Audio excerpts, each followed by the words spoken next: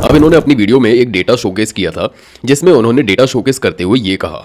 अब तो कोई बोल ही सकता है कि आप एक तरफा डेटा दिखा रहे हैं, महिलाएं भी तो मर्दों को मारती हैं। आइए देखते हैं कितनी महिलाएं। Only 4% of women have initiated domestic violence with their husband. बताओ, इन्हें चश्मा लगाकर भी ठीक से नहीं दिखाई दे रहा। भाई साहब, उस डेटा में लिखा हुआ है 52.4%, ना कि 4%। ये आप एक तरफा डेटा दिखा रहे हैं। चलिए मान लिया कि यहाँ पर आप कह सकते हैं कि गलती हो गई, धोखे से मैंने 4% बोल दिया, लेकिन 52.4% से सीधा 4%।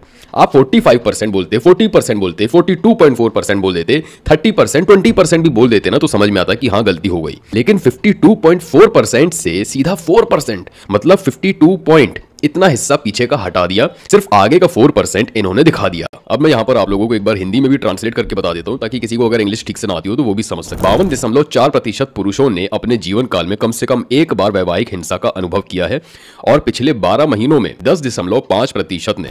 इसका मतलब सीधा सीधा यही है कि डोमेस्टिक वायलेंस जैसे क्राइम्स में सिर्फ और सिर्फ मर्दों का हाथ नहीं होता, बल्कि ये डेटा ये चीज बताता है कि मर्दों के साथ थोड़ा सा ज्यादा हो रहा है।